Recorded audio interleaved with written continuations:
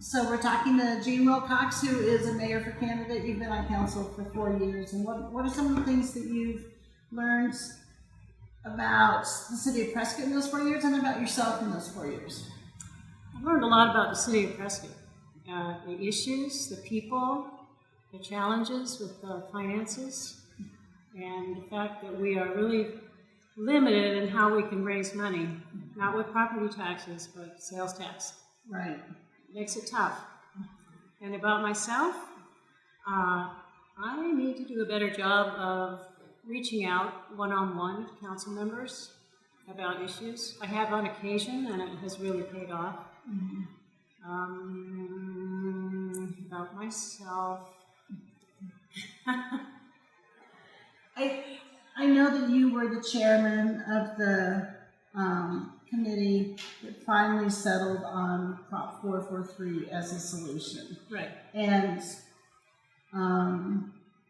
was that a difficult decision to come to? I know you guys did a lot of research. You didn't just jump to that decision overnight. No, we didn't. There had been a 0.55% sales tax to reduce the pension debt 2 years earlier. So that was one thing on the list, but we looked at every suggestion that people gave us. We had a stakeholders meeting of business and nonprofit leaders. We had several public meetings with the council and the public taking public comment. And of course our committee, which was Steve Shishka, Billy Orr, and myself, had 6 meetings where we really hashed things around with staff. What would work, what would not work. We had John Palladini, our city attorney, there. And that was when we learned that bankruptcy was not an option. But we kept it on the list so people would know and we could discuss it and they would understand that wasn't what we should do. Right. Would you ever have been in favor of bankruptcy, even if it were an option? No, because it is not really a way out. It won't eliminate the pension debt. And for a municipality, it's a disaster. It ruins your credit rating. It costs an awful lot of money. The attorneys are the only people who make out in the deal. And in bankruptcy, somebody gets cheated. That means they don't get paid, so they get cut off the list. And to me, that's just not right. I read something that I had actually written about the about the 0.55% sales tax 2 years ago. I just happened to see it today.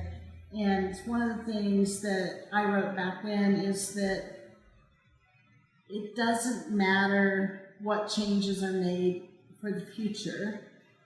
The debt is still ours that we have to manage. Is that a true statement? That is correct. And it's true today with the Prop 443 0.75% sales tax. So suppose you become mayor and Prop 443 doesn't pass, and you are a very strong advocate for the library, you're a strong advocate for trails and for bike paths and a lot of the natural amenities that Prescott has. Where do you look for the money? Because the money's going to have to come from somewhere. Right, it will have to come from somewhere. There are some things we can continue doing. We can continue finding efficiencies and making cuts. We may have to cut back on some of those services that we all like. I don't want to do that, but if it comes to that, we'll have to do it. We'll go back to the drawing board and maybe we can reinvent a different form of sales tax, but we can't continue cutting forever. And we can't continue dipping into our reserve fund because that's going to damage our credit rating. And we need that savings account for emergencies. Since Michael Lamar has been on, and you were one of the council members that voted for Michael Lamar, he's done a lot of cutting on his own as far as staff goes. Is there much more to cut? Depends on what you want to cut. I mean, that's where Michael will have to come back to the council with priorities. And the council will have to decide based on policy what are the essential services that we really have to fund, and how deeply can we cut into those budgets for the essential services. Now, my view is a library is an essential service. Not everyone agrees with that. Right. There's also been a lot of talk about some of the other issues for the community. So the airport, the economic development, some of the resources that our community has that maybe the city doesn't take as much advantage of as they could, such as look at all the universities and colleges that are here in this town. What are some of the things that you're looking at to bring to the table as far as those sorts of resources that we have? Well, we are looking at expanding our economic development program, so we've got a strategy of targeting businesses that are high-tech and can employ the talent that's coming out of Embry-Riddle and Yavapai College, with training programs geared towards those tech industries. We are also looking at, and I would certainly emphasize, a buy local program, reinvent that. It's been kind of, you see faded posters around town, and I think people have kind of forgotten about the importance of buying local, because we pay sales tax here and it helps support our essential services. We also need to look at all city assets. Are they producing revenue? The rodeo grounds gets used maybe 2 weeks out of the year for equestrian events. The city bought that for $15 million in 2007. This last fiscal year, we put in $1.7 million in improvements. Very bad timing, I thought, because we knew we were going to have to make another big pension payment this year. But we should be looking at the rodeo grounds as a revenue-producing asset. And it could be. It could hold a lot more national, international events there. It's small. People like it because it's hometown feel and cozy, but the parking's terrible, and it is improvement. So, on one hand, you're talking about improvement. On the other hand, you kind of mentioned that you thought that the improvements that the city did this year were bad timing. So, how would you balance that concept? And I think, to add on to that, I think that there are some people who have the impression that you are against the rodeo. But from what you just said, it doesn't sound like you're against the rodeo. It just sounds like you want to utilize the rodeo grounds more effectively. Absolutely. Yeah, the rodeo is an historical tradition in this town, and I wouldn't get rid of it. And neither do I want the city to try to run it, because we don't have the talent to do that. The people who are running it are doing a great job. But there are other uses of the land, the property, the asset that we could make. So we need to, well, first of all, we're required by our lease to develop a master plan with the World's Oldest Rodeo Association, and then we can map out how we're going to pay for improvements and what the return on our investment will be. I don't know if you attended any of the shows this year, but the new lighting is fabulous. It's so nice to be able to see what's happening at night, especially in the middle of the arena, because before that was one of the darkest places. Right. I did attend the show on July 3rd, and there was quite a difference from the previous years. Also, I noticed that you can't see the lighting very well. It's much more subdued because it's dark sky lighting and downcast. And I live across the valley, and would look out my deck in previous years and see these blaring lights, but this year I didn't see that, so it's nice. Yeah, they did a really nice job making on it, and I think that that's the sort of thing that can really help improve everything to do with the rodeo. So what are some of the other assets? You didn't get a chance to really talk about the airport much. Right. The airport, I think, really needs to turn into a regional airport with support from a much broader tax base. And we need the authority from the legislature to create an airport authority, a regional airport. So I'm going to be talking to Senator Fan about that next week, see what we can get going. one of the things some of the other council members have mentioned in the past is that the City of Prescott has been paying the bills for the airport by itself for decades. Right. And so if it becomes a regional airport, do any of those other communities in the region, do they need to buy in? I mean, do they need to have some skin in the game? They do. They benefit from the commerce created by the airport and the passenger service, and they should participate financially.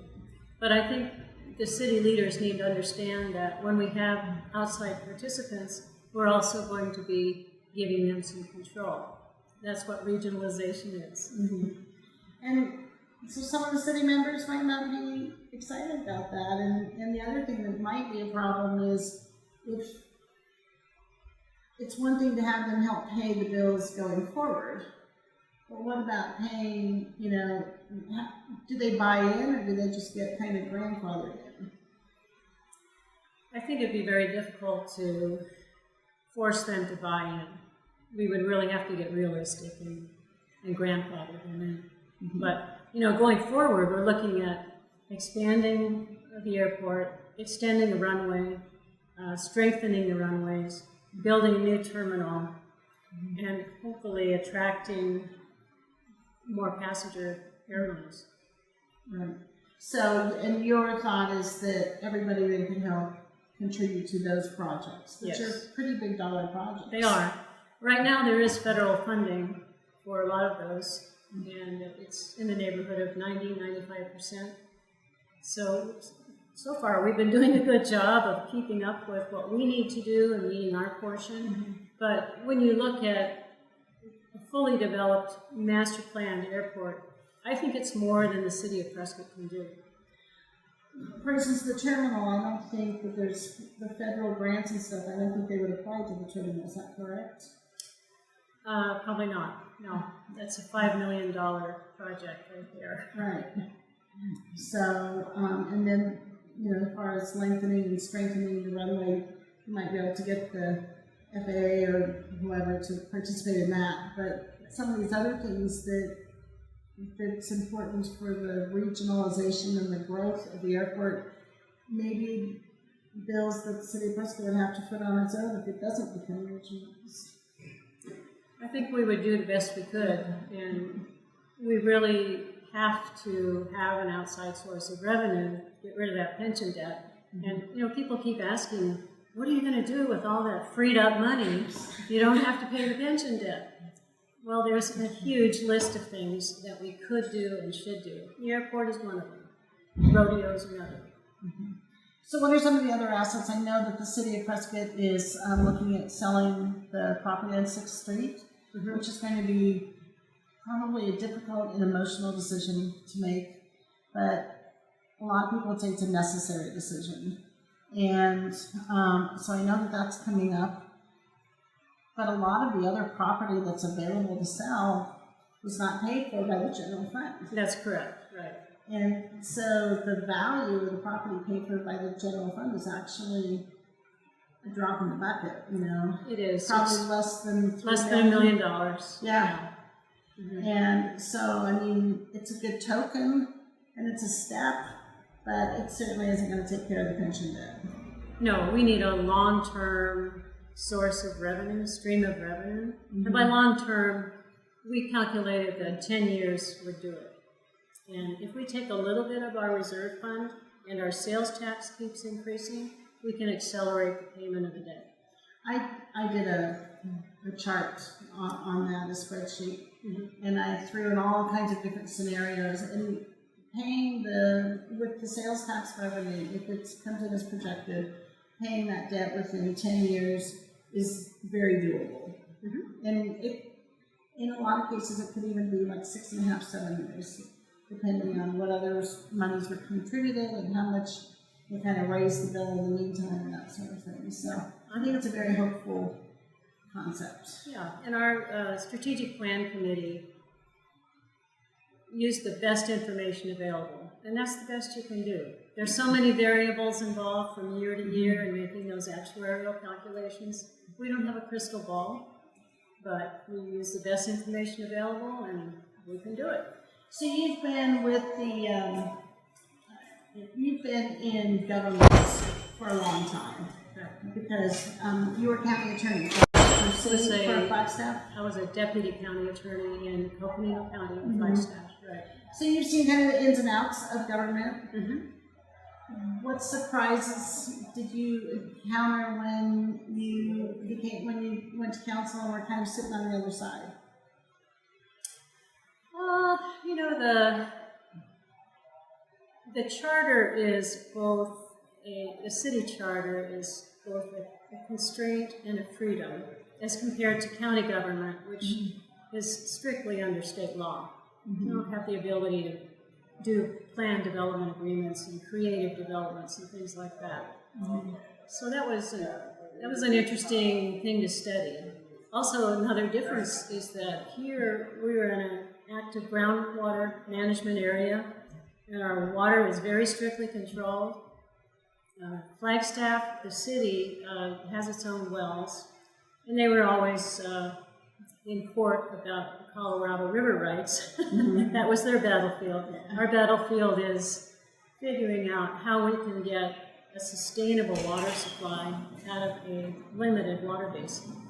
So the council just looked at a new community being master planned, and what are your thoughts on that community up by the airport? I think it's a great idea. I really like the way they're combining uses and designing it from the beginning so people know what's going to happen 5-10 years down the road, and it's got a coordinated, harmonious design to it, with a combination of regional commercial development and multifamily, workforce housing, very nice high-end housing. It's just got everything that the north end of Prescott will want. Yeah, and I think it will help bring business up there, and it's also going to encourage business development at the airport, which again is something the city is interested in doing. Yeah, I do too. And they're also very cognizant of the future growth of the airport and the need to develop in such a way that they're not going to interfere with our growth plans for the airport. And then there's the new hospital that they've discussed putting up there too. So it'll almost be a self-contained little community. Almost. It'll be within the city. North Prescott. Yeah. We want them part of the city of Prescott. That's very important. So what are some of the other things that you're concerned about? I know, what about the bike trails and the bike paths and hiking and stuff? How do you think the city's done on that in the last 4 years, and where do you think they should go in the future? Well, the city's done a great job with trail development and easements for trails, but we have not acquired any new open space for, I think, since 2007 might have been the last purchase. But we are getting, we're doing some due diligence on a large parcel of land now, and just waiting for that all to be done. We need to complete the open space plan that was approved by the council in 2009. If you look at it now, it looks like a little checkerboard. And I'd like to see all of that connected so that we have connectivity amongst the trails and between the lakes. Do you think that there's enough money left in the open space account to fulfill that goal? Joe Baines, our Parks and Rec director, thinks he can do it. He's very good about using a combination of purchases, negotiated easements, conservation easements, all these tools, and he's the key person to negotiate with the landowner. We have $3.8 million the council set aside. I think, frankly, they just got tired of me pushing. My persistence paid off. Former Councilwoman Mary Ann Suttles advised me at the beginning, just be persistent. If there's something you want to happen, be persistent. That's how the garage got built downtown. Yeah, that's right. So, if Prop 443 passes, then would you be advocating taking any of the extra money in the general fund and putting it towards open space purchases? Only if we absolutely had to. I would look first to that $3.8 million and the other tools we have, but I think we have higher priorities. You know, public safety is the #1 priority, and we have to make sure that we're adequately funding and staffing police and fire. And I want the library to be open 7 days a week. It's important to families and everybody, really. And not having it open on Sundays has been hard for some people. Okay, so what have we not talked about that you want to discuss?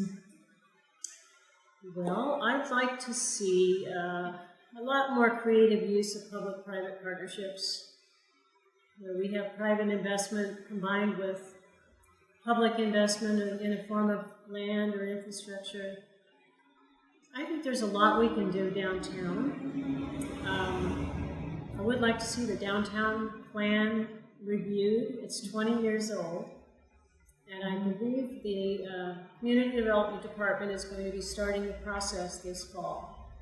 So I'm looking forward to that. It's basically a good plan, but I think we have traffic congestion, and we've got some issues about conflicts between events and normal business people who would like their stores to be open all the time, as much as they can, and they get ignored during some of those special events. So we need to find a way to keep people interested and get them into the stores. Okie dokie. Anything else you want to add? Well, I'd really like to be mayor of Prescott. I think this is a big turning point in Prescott's history. We're finally getting out of that recession thing and that mode of thinking that we can't do that, we can't do this. We have a new city manager who's a very creative guy, and I get along with him very well. I would like to work with him on some of these creative ideas for Prescott. It just sounds like fun and exciting. Okie dokie. Thank you so much.